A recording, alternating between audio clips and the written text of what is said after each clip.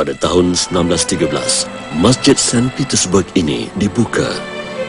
Ketika itu, inilah masjid terbesar yang pernah dibina di Eropah.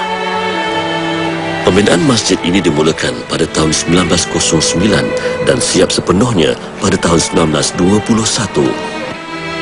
Ia pernah ditutup semasa Hitler dan tentera Nazi menduduki St. Petersburg dari tahun 1940 hingga 1956 Masehi. Malangnya, kami tidak dapat merakamkan keindahan di dalamnya kerana tidak mendapat kerjasama pihak pengurusan masjid.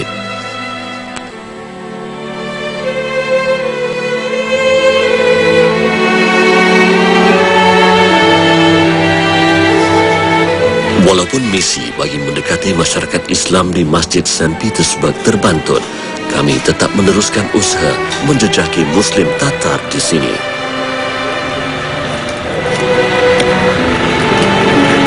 Tidak jauh dari Masjid St. Petersburg terdapat sebuah kedai makanan halal. Assalamualaikum warahmatullahi wabarakatuh.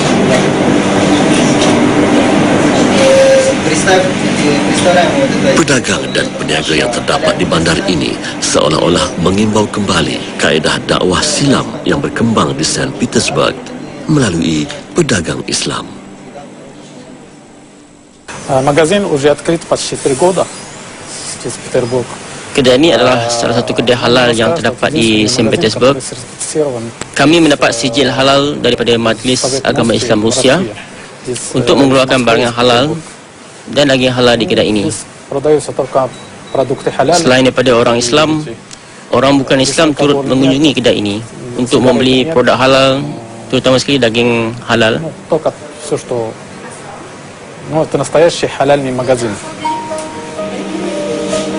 Omar mengambil pekerja Islam yang berasal dari negara sekitar Rusia seperti Tajikistan dan Bashkistan.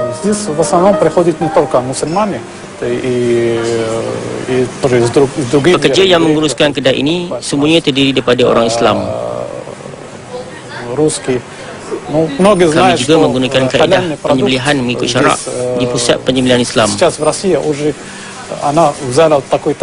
Jadi orang Islam di sini tak perlu rasa sangsi tentang produk dan daging halal yang dijual di kedai ini.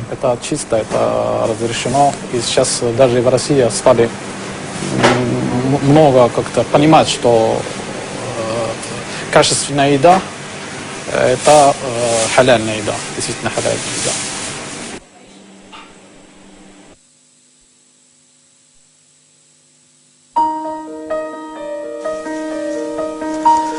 Menelusuri kehidupan masyarakat Muslim Tatar, kami mengunjungi sebuah pusat didikan kanak-kanak di St. Petersburg. Kebebasan beragama dinikmati Muslim Tatar bukan sahaja dalam bidang perniagaan, malah turut dirasakan dalam bidang pendidikan. Madrasah persendirian ini dikenali sebagai Madrasah Ansar, diiktiraf oleh pejabat Mufti St. Petersburg untuk memberi didikan agama kepada kanak-kanak Muslim. Pendidikan Islam di peringkat awal kepada kanak-kanak amat penting bagi membendung aktiviti kurang sihat di kalangan remaja Islam di St. Petersburg. Kesan daripada didikan inilah Muslim Tatar dapat hidup bermasyarakat dengan mengamalkan nilai-nilai murni bersama bangsa lain di Rusia.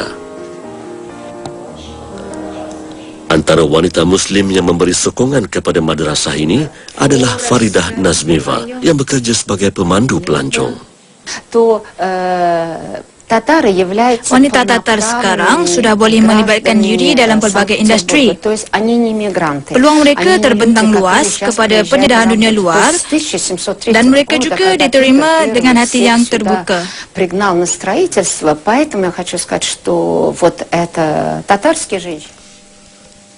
Malangnya, kedatangan kami di musim sejuk ini adalah musim cuti sekolah untuk kanak-kanak di St. Petersburg. Hari ini, Madrasah Ansar telah menjadi satu alternatif kepada masyarakat Tatar Muslim bagi mendidik anak-anak mereka tentang amalan Islam sebenar.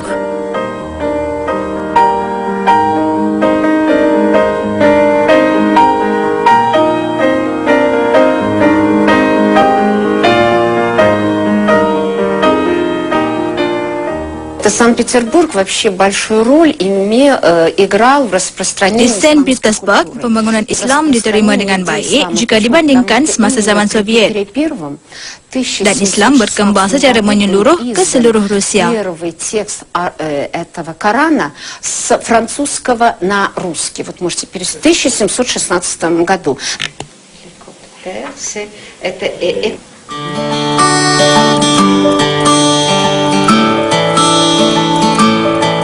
Saint Petersburg, kota yang mempunyai pelbagai gelaran, berubah mengikut nama pemerintah Rusia.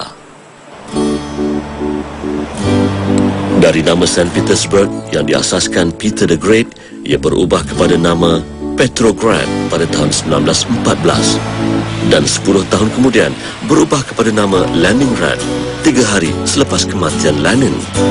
Nama Saint Petersburg akhirnya digunakan semula pada tahun 1991 hingga ke hari ini.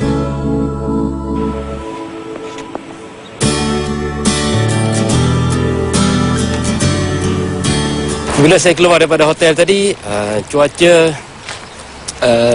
di bawah paras bekul lebih kurang 1. Dan sekarang ni saya dalam perjalanan ke sebuah restoran halal di Saint Petersburg.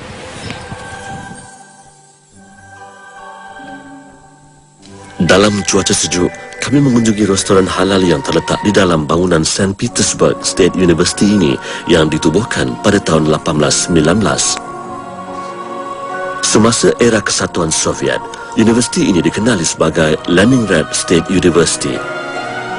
Restoran halal ini diusahakan seorang berbangsa Tatar.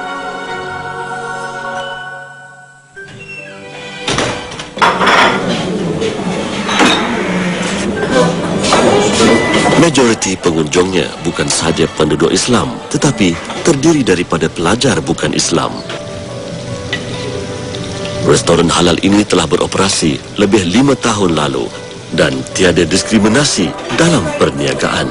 Antara sajian istimewa di restoran ini ialah nasi Bukhari kambing, resipi tradisional Uzbekistan dan juga makanan tradisional masyarakat Tatar. So now he making traditional Russian chicken cutlet.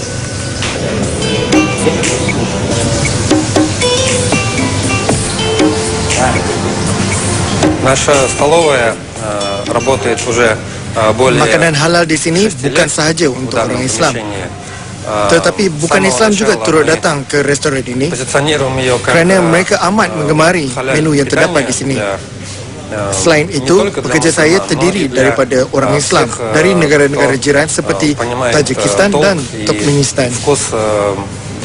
Настоящей еды.